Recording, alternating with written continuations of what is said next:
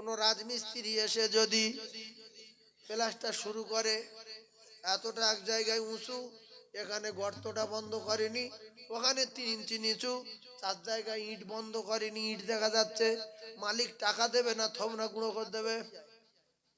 এরা কার কাজ করতে যায়? ও মালিকের কাজ করতে যায়। কার জন্য? নিজের জন্য।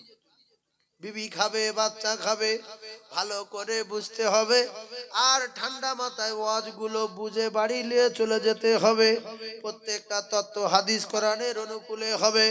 ঠান্ডা মাথায় বোঝেন, মানুষ যখন কাজ করতে যায়, মালিকের কাজ করতে যায়, মালিক ডাকে, এ কাজ করে কিন্তু নিজের জন্য।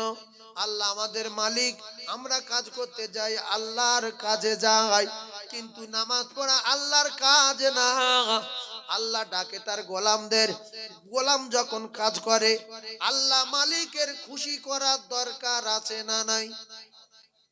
কোন রাজমিস্ত্রি এসে যদি প্লাস্টার শুরু করে, এতটা এক জায়গায় উঁচু, এখানে গর্তটা বন্ধ করেনি, ওখানে 3 ইঞ্চি নিচু, 4 জায়গায় ইট বন্ধ করেনি, ইট দেখা যাচ্ছে, মালিক টাকা দেবে না থমনা গুঁড়ো করে দেবে?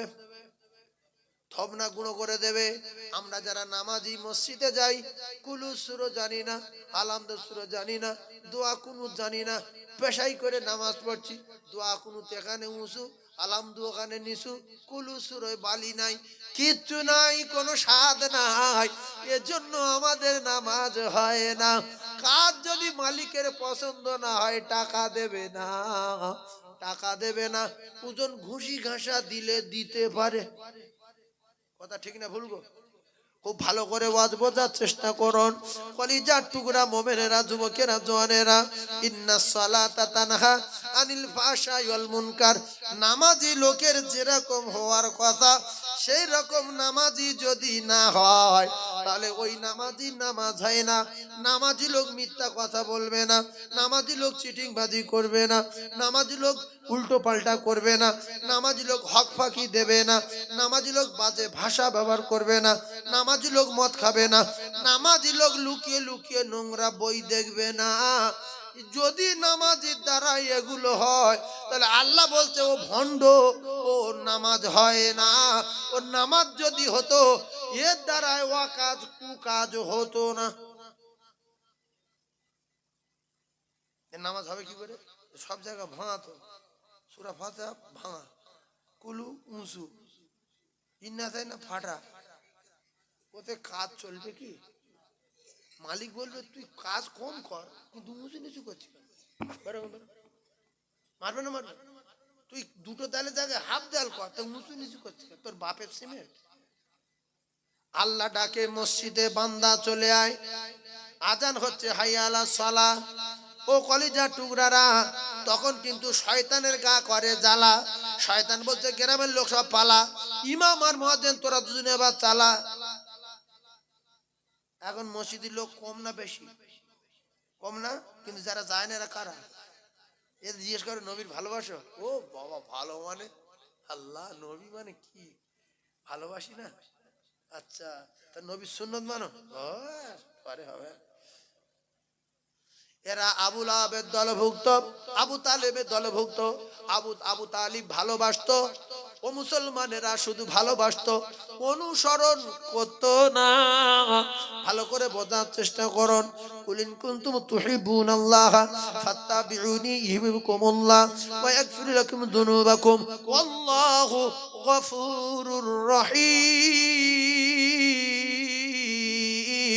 ঠান্ডা মাথায় বোঝেন, ইন্নাল্লাহা লা ইউহিব্বু মান কানা মুখতালান ফাখুরা। যত বড় সাধু হও, যত বড় লাটু বাবু হও, গরম যদি দেখিয়েছো, জুতো খেয়ে মরছো। নমরুদ গরম দেখিয়ে জুতো খেয়েছে না খায়নি? ফেরাউন গরম দেখিয়ে চুবন খেয়েছে না খায়নি? সাদ্দাত গরম দেখিয়েছে জরদায় দাঁড় করিয়ে টুটি টিপে ধরেছে না ধরেনি? কারণ গরম দেখিয়েছে মাল সব মাটির ভিতর পুঁতে দিয়েছে না দেয়নি? এই জন্য যত বড় বাবু হও, সিদ্দিক আকবরের মতো বলতে হবে আমি বড় গুনাহগার, আল্লাহ গো আমি যদি ঘাস হতাম, বকরিতে খেলি তো হিসাব দিতে হতো না। তিনি হলেন পৃথিবীর 1 নম্বর ইমামদার। এই জন্য ঘ্যাম না দেখিয়ে ঠান্ডা মাথায় বোঝার বোঝার চেষ্টা করতে হবে। বাড়ি বসে না থেকে মাহফিলে যদি এসে বসে যাই 60 অথবা 70 বছর নফল ইবাদতের সওয়াব হবে। তাহলে আল্লাহ পাক অনুসরণ করতে বললেন, ইত্তেবা করতে বললেন রাসূলের। আর আবু তালিব শুধু ভালোবেসেছে তাই কাফের হয়ে মরেছে। আবু তালিব কি করেছে? শুধু ভালোবেসেছে। না তোর কেউ মরলে ভাতিজা আমি জীবন দেব, তোর আমি নাকে নাকে খাওয়াবো, তুই আমার বুকে থাক, তুই আমার সোনা, তোর আমি কত সুমো খাই, তুই আমার জীবন। চাচাকে বলছে চাচা তুমি আমার বিরাট ভালোবাসো, বলছে হ্যাঁ তাহলে কলেমাটা পড়ো, বলছে না। বিরাট ভালোবাসো, আমার কথা শোনো, আল্লাহকে মানো, বলছে না। অসুবিধা আছে? ভালোবাসো, বলছে হ্যাঁ। কোরআন মেনে নাও, বলছে না। ভালোবাসি কিন্তু কথা মানতে পারবো না। বাপ বলছে কচি তুই আমার জন্ম দেওয়া ছেলে, বলে হ্যাঁ আমার ভালোবাসি, বলছে আব্বা কলজে কেটে দেখা তাহলে দেখাতাম তোমার কত ভালোবাসি, বলছে এক গ্লাস পানি দে, বলছে অত সহজ না, বলছে বিছনাটা করে দেড় শোবো, বলছে পারো তো করে শো, বলছে ভালোবাসি, বলছে সে বলা যাবে না। পেটে যন্ত্রণা করছে, দুটো বড়ি লিয়ে আয়, বলছে এনে খাও, ভালোবাসি, বলছে সাংঘাতিক। এ যদি মুকুর মারে বাপের দুঃখ মিটবে না। যদি কত বড় লম্পট, ভালোবাসিস বলিস অথচ কথা মানিস না। আবু তালিব রাসূলুল্লাহকে ভীষণ ভালোবেসেছে, রাসূলুল্লাহর কথা মানেনি। অনুসরণ করতে হবে, অনুকরণ করতে হবে। আপনি যদি কোনো মেয়ের সঙ্গে প্রেম করেন, ভালোবাসা বজায় রাখতে গেলে মাঝে মাঝে মুখে মাখা কিনে দিতে হবে, মাঝে মাঝে ফোনে টাকা মেরে দিতে হবে, দুটো একটা সালোয়ার কিনে দিতে হবে। এরপরে কোড়া সম্পর্ক করতে গেলে ফোন কিনে দিতে হবে। যে তোর আর আমার ভিডিও কল ঝপসা ঝপসা দেখা যায়, 40,000 টাকার ফোন একটা তোর কিনে দিচ্ছি। ও ভাববে তাহলে আমার জন্য জীবন দেয়। আর যার ভালোবাসি তার স্মরণ না করলে ও জানবে লম্পট। মেয়েটা 2 মাস 3 মাস পরে জিজ্ঞাসা করে তুমি আর ভালোবাসো, বলছে সে কথা বুক পেড়ে দেখাবো। তা বলছে সত্যি, বলছে তা ফোন করো না, মনে থাকে না। আমার ফোনে পয়সা নেই, ফোন করতে পারি না, দুটো টাকা মেরে দাও, কোথায় পাবো? আবার মাসখানেক পরে বলছে তুমি আর ভালোবাসো, বলছে সে আর বলা যাবে না, তাহলে একটু আমার সঙ্গে দেখা করো, সময় নেই। মেয়েটা বলছে তুই আমাদের রাস্তায় ঢুকবি না, করেন তোর মুখে ইঁটি বাড়ি মারবো। লম্পট। ভালোবাসলে স্মরণ করতে হবে, ভালোবাসলে তার সঙ্গে দেখা করার চেষ্টা চালাতে হবে, মাঝে মাঝে কিছু কিনে দিতে হবে। আল্লাহ রসুলকে ভালোবাসি মুখে বললে হবে না, রসুলের সুন্নত মানতে হবে, রসুলের তরিকা মানতে হবে, রসুলের নীতি মানতে হবে, রসুলের আদর্শ মানতে হবে। এর নাম ভালোবাসা। শুকনো ভালোবাসা, মুখের ভালোবাসার কোনো দাম নাই। ভালো যারা বেসেছিলেন তাদের দেখে শিক্ষা নিতে হবে। গরম দেখালে ফুটে যাবে, আল্লাহ পাকের কোরআন। গরম দেখিয়েছিল ইবলিস, ইবলিস ফুটে গেছে না যায়নি? ইবলিস ফুটে গেছে। তুমি কোন জায়গার কে? দুটো আলু ভাতে দে, তোমার সামনে কোটিপতি হলো, তোমার সামনে ভিক করে খেয়ে মরলো, আছে না নাই? আমার সামনে কোটিপতি, আমি তার ভিক্ষা করে খেয়ে মরতে দেখেছি। আজ থেকে 20 বছর আগে যার বাড়ি রাখাল খেটেছে, এখন সেই রাখালেরা তার পুরো ফ্যামিলি রাখাল রাখতে পারে, পারে না? পারে না? তার গোটা বংশ রাখাল রাখতে পারে। আল্লাহ তার এত সম্পদ দিয়েছে। এজন্য মানুষকে যারা দুঃখ দেয়, মানুষকে যারা অপমান করে, মানুষকে যারা কষ্ট দেয়, এদের কষ্ট পেতেই হবে, এদের শাস্তি পেতেই হবে, ক্ষমা নাই। রাসূলুল্লাহ শাস্তি দিয়েছে আবু জেহেল। আবু জেহেল কাফের না মুমিন? শুকনো না কাঁচা? ভাই বলছে পুরো শুকনো কাফের, ও রস রস কিচ্ছু পাক্কা কাফের। ও যদি কেউ সন্দেহ করে তো কাফের না, তাহলে সেও কাফের। আল্লাহু আকবার। আচ্ছা যারা আশপাশে এদিক ওদিক ঘুরছে, আমি এসে কিছু বলো, হয়তো মনে করছে এখন আসিনি। হ্যাঁ আমি এসে তো অনেক দরুদ টরুদ পড়াই বা গজল টজল বলি, কিছু বলিনি তো, জানে এখন ওঠেনি। একবার দরুদ পড়েন, সেই রকম একবার করি দরুদ শরীফ। আল্লাহুম্মা সাল্লি আলা, জোরে বলেন, মাওলানা মুহাম্মাদ আলা আলি।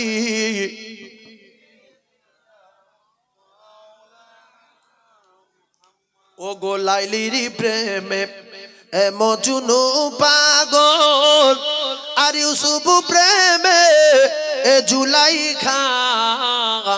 ও গো লাইলির প্রেমে এ মজনু পাগল আর ইউসুফ প্রেমে এ জুলাইখা আর নবীর প্রেমে বেলাল পাগল আরো পাগল খাদিজা। জোরে জোরে লা ইলাহা, আরো জোরে লা ইলাহা,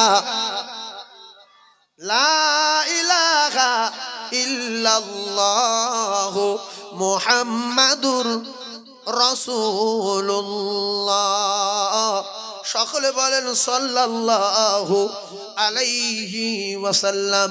ভাইজান আমার বাবাদিরা, মুমিনেরা, মুসলমানেরা, আবু তালিবের কথা বলছিলাম। রাসূলুল্লাহর বুকের ভিতরে রাখতেন, হযরত আলীকে সরিয়ে দিতেন। তোর আমি আব্বা, আরে আব্বা মারা গেছে, তোর সরে শো, আমার বুকে থাক। শুধু ভালোবাসা, কথা মানে না। ভাইজান আমার বাবাদিরা, সেই চাচা ঘাড়ে করে নিয়ে মদিনায় যায়, পিঠে করে নিয়ে মদিনায় যায়, কাঁধে করে নিয়ে পাহাড়ে পর্বতে ঘরে। জীবন দেব ভাতিজা, জান দেব, তোর কেউ বড় কথা বললে থবনা গুঁড়ো করে দেব, না খেয়ে না খেয়ে আমি তোর খাওয়াবো, কিন্তু তুই যেটা বলছিস আমি মানতে পারছি না।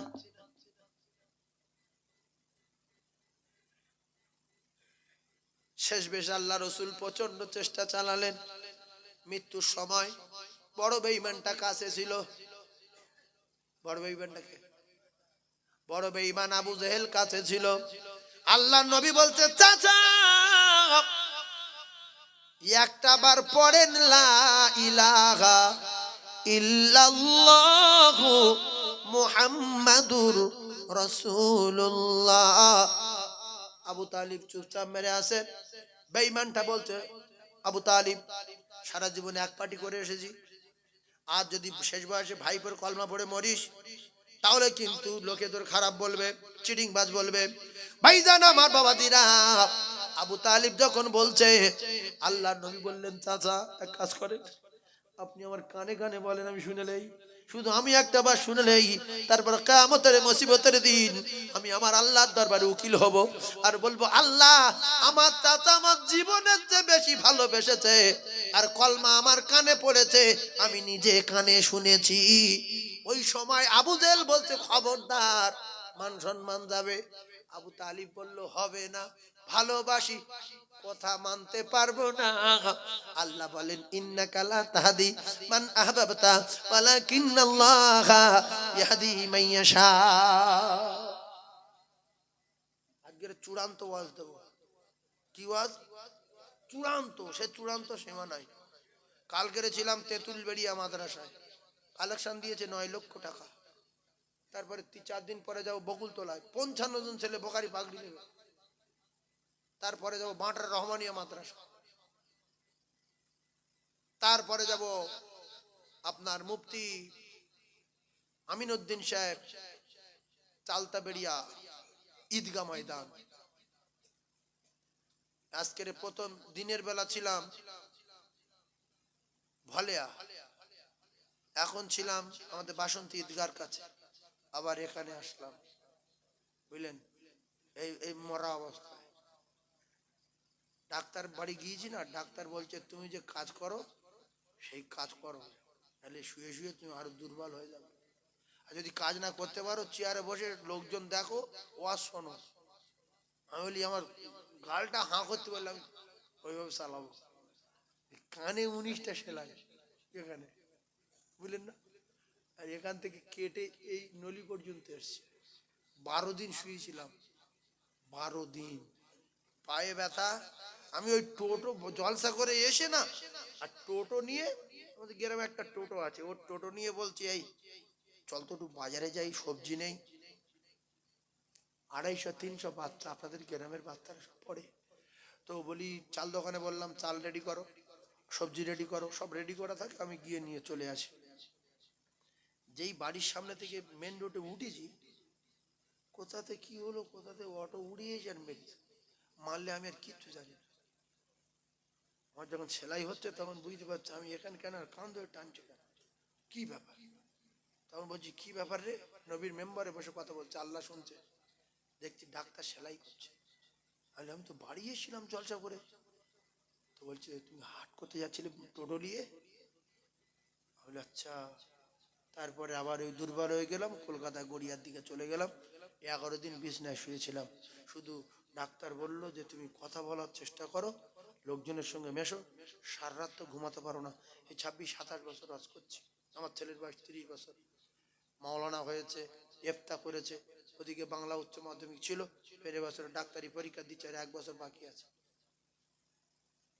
আমি বলেছি আমার জিন্দগি যত টাকা পয়সা ছেলেমেয়েগুলো সব সব আলেম করব, সব আল্লাহর আলেম করব। আল্লাহর কাছে কি বলবো, আল্লাহ কিছু করতে পারিনি, বাচ্চা কাচ্চার লেখাপড়া শিখিয়েছি।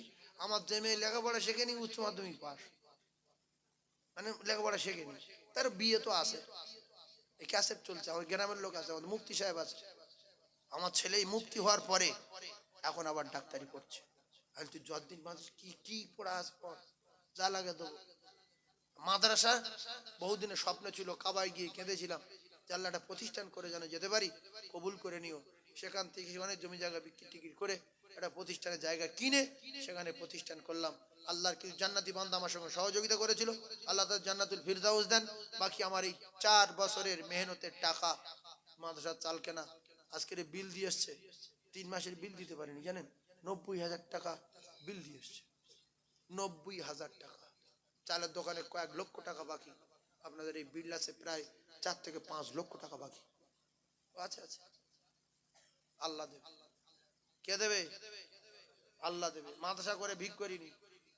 কোনদিন অটো পেয়েছে আপনাদের গ্রামে? বলি যদি আমার নাম করে অটো লে যায় ধরে বাঁধবে, বেঁধে আমার কাছে ফোন করবে, একটা বিল দিইনি কারো কাছে। আপনার গ্রামে 1 গুঁটো চাল তুলিছি এসে, জবান বন্ধ হয়ে যাবে। জানিয়ে দিয়েছি সবার যে প্রতিষ্ঠান আছে, লক্ষ্য রাখবেন, দোয়া করবেন। এই জানা আছে, এর জন্য আল্লাহর দরবারে মোটামুটি লাইন কৈফাত দিতে হবে। জোফার অত বড় মাদ্রাসা চলতো, কিছু দিদিনি কেন? তুই জানি না? বলবো আল্লাহ কোনোদিন শুনিনি। আল্লাহ বলে তোর জবান বন্ধ, তোর মুখ বন্ধ, অত কাল্লিমুন আইদিহিম। আল্লাহ বলবে হাত কথা বল, হাত বলবে আল্লাহ জলসা 3 বছর গেছে, 3 বছর বসে শুধু বলছে যে মাদ্রাসা আছে, অনেক মেয়ে খায়, এ কেউ কিছু দেয়নি। এটা কে বলছে? আল্লাহর কোরআন। তারপরে ওয়াতুকাল্লিমুন আইদিহিম, হাত কথা বললো, অথচ আরজুলুহুম বিমা কানু ইয়াকসিবুন, আল্লাহ পায়ের জবান খুলে দেবে। সেজন্য আমি কারো কাছে চাইনি। এটা চলছে কি করে? আমার কিছু বন্ধু বান্ধব, কিছু খুব খাস লোক, মহব্বত লোক, তার ভিতরে আপনার গ্রামের কয়েকটা ছেলে আছে, এরাও দেয়। আর বিশেষ করে বাইরের বন্ধু বান্ধব, কেউ টাকা দেয়, কেউ চাল দেয়, কেউ সবজি দেয়। আল্লাহর রহমতে টুকটাক চলে। বাকি আমি এই মাহফিল করে করে আল্লাহর কসম একটা টাকা দেখি না কোনটা আমার আর কোনটা মাদ্রাসার। হুজুর চাল নেই, 20 বস্তা চাল নাও, হুজুর সবজি লাই, এত সবজি নাও। এই প্রত্যেক দিন যদি কম করে 700-800 বাচ্চার খেতে দিতে হয় 3 ওয়াক্ত, কত টাকা যায় ভাবেন? 3 ওয়াক্ত, এমনি 250 বাচ্চা যদি খায় তো 750, 3 ওয়াক্ত। আপনাদের যারা বাচ্চারা পড়ছে এই গ্রামের বহু বাচ্চা আছে, ও বাচ্চাদের জিজ্ঞেস করবেন, সকালে পান্তা আর খানা সিরিয়াল আছে, কোন দিন গোশ, কোন দিন মাছ, কোন দিন ডিম, কোন দিন ডাল, কোন দিন সবজি, সব সিরিয়াল আছে, গেটের সামনে মারা আছে। কাল সকালে গিয়ে দেখে আসবেন। তো আমি এজন্য ভয় করি না। আল্লাহর কোরআনের কারখানা, রাসূলুল্লাহর বাড়ি, আর তিনি সবচেয়ে ধনী, যিনি আমাদের আল্লাহ, যিনি আমাদের স্রষ্টা, যিনি আমাদের মালিক, সেই মালিকের কাছে বলতে বলি ওদের যে তোরা পড়বি আর মালিকের কাছে বলবি। ইয়াসিন পড়, আল্লাহর কাছে বল। সূরা ওয়াকিয়া পড়, আল্লাহর কাছে বল। আল্লাহর রহমতের দরজা খুলে দেবে না? দেবে না? যদি না দিত কত বড় বিল্ডিং করতে পারত, এত বাচ্চার খাওয়াতে পারতাম। 6টা সংসার খাওয়াতে পারে না, 6 জন ছেলে মেয়ে, মাথা খারাপ, গায়ে ঘামতে কলকল করে, কি করে সংসার চালাবো? কুটুমে এসে আর বাড়ি আসে না, বলছে আমি যাবো না। বলছে কজন? বলছে 12 জন। বলছে কোন রকম ভালো ভালো বল, চলে যদি কাকা বাড়িনি, অন্য সময় আসবে। কি তাহলে পড়ে গেছে 12 জন, মাথা খারাপ। আল্লাহ হেফাজত করুক। যে কথা বলছিলাম, ডাইরেক্ট যাবো, ওয়াজ মেকাবো না। কলিজার টুকরা ভাইয়ের আমার, কানে কানে বলতে বলতো বললো না। আল্লাহ বলে দোস্ত ছেড়ে দাও, হেদায়েতের মালিক আমি আল্লাহ। এজন্য নোংরা লোকের সঙ্গে আপনার ছেলে চলতে দেবেন না, মদ করে সঙ্গে আপনার ছেলে চলতে দেবেন না, জেনা করে সঙ্গে আপনার ছেলে চলতে দেবেন না। ওটি কলে বলে ওই তাল ধরিয়ে দেবে, জাহান্নামে টিকিট দেবে। যদি আবু জেহেলও জায়গায় না থাকতো, ওই কথা যদি না বলতো, আল্লাহ চাই রাসূলুল্লাহ আপন চাচা আবু তালিবের জান্নাতের টিকিট ধরিয়ে দিত। ও কলিজার টুকরারা, যুবকেরা, জওয়ানেরা, মদ করে সঙ্গে চললে মদ খাওয়া শেখাবে, কাঁচা করে সঙ্গে চললে বলবে এক টান খা, কাঁচা লাগবে না, শরীর ফিট হয়ে যাবে। শুধু শুয়েছে, তারপর দিন বলছে আর নাকের কাছে লিয়ায়, নাকের কাছে লিগেছে, বলছে বিরাট ভালো লাগছে, বলছে দিয়ে হালকা টানি। এই টানতে টানতে ফুল গাঁজা খর হয়ে গেছে। আলেমের সঙ্গে বলবে লম্বা জামা গায়ে দে, টুপি মাথায় দে, মসজিদে চা, সূরা ফাতিহা শিখেলে আল ওয়ালামা ওয়ারাসাতুল আম্বিয়া। এই বেঈমানটা যদি ও জায়গায় না থাকতো, আল্লাহ চায় আল্লাহ নবীর কথা মতো ইমানের কলমা পড়ে নিত। এই বেঈমানকে নিষেধ করেছে।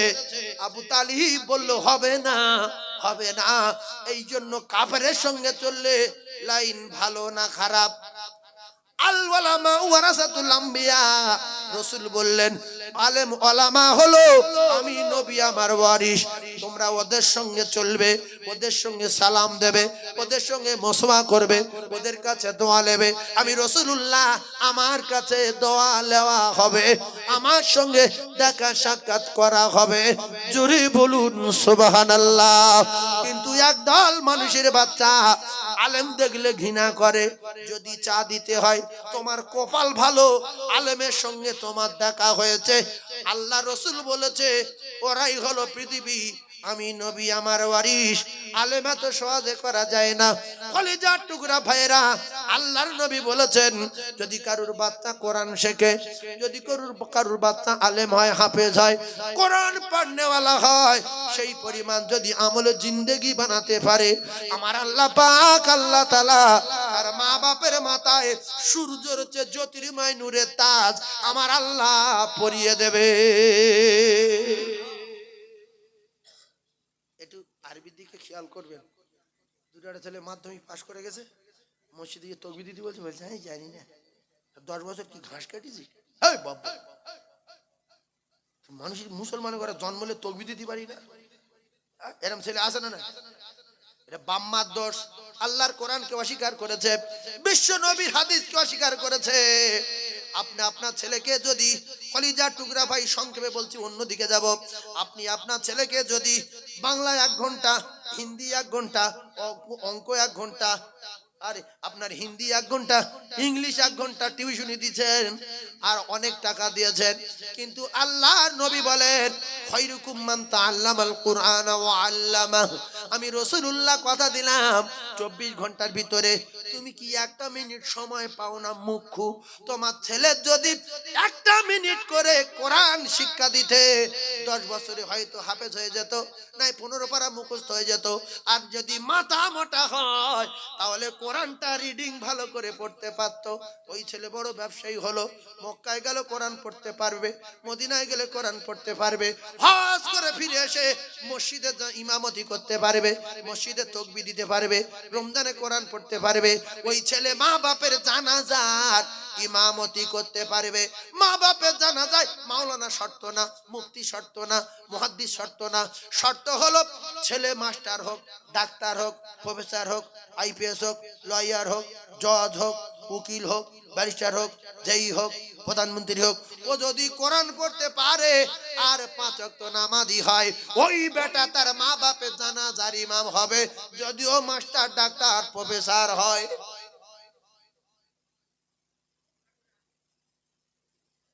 তাহলে একটুখানি ভুলের কারণে আমার ছেলেটার আমি জাহান্নামের টিকিট দিলাম। আচ্ছা, যে ঘরে লোকজন থাকে না সে ঘরে কি থাকে? ভূত। ভূত বলে তাহলে কিছু থাকে না, ভূত তো নেই, তাহলে থাকবে কি? যে ঘরে হ্যাঁ ইঁদুর থাকে, ও ঘরে চিটকেনা, জেটকুড়ি, মাকড়সা, আরশোলা, উল্টো পাল্টা সাপ, ব্যাং, কুঁচে, উমুক তুমুক এইভাবে থাকবে। জিন থাকলে থাকতে পারে। জঙ্গল হয়ে গেছে রে, যে যাবে ওইখানে ভয় করবে। যার ভিতরে কোরআন নাই, এর কল যে ওই রকম পোকা জমে গেছে, পোকা, এর দ্বারাই মদ সম্ভব, গাঁজা সম্ভব, পাত্তা সম্ভব, জেনা সম্ভব, ভিডিও সম্ভব, সব সম্ভব। হতো ওর কলজে আগুন লেগেছে, কোরআন ওর ভিতরে নাই। তাই ওর ভিতরে কোরআন নাই বলে বিরান ঘরের মতো ওর কলজেটা হয়ে গেছে। মাধ্যমিকের ছেলে দেখবেন মদ খেয়েছে, বিয়ে পাস ছেলে দেখবেন দাঁড়িয়ে পেশাব করেছে,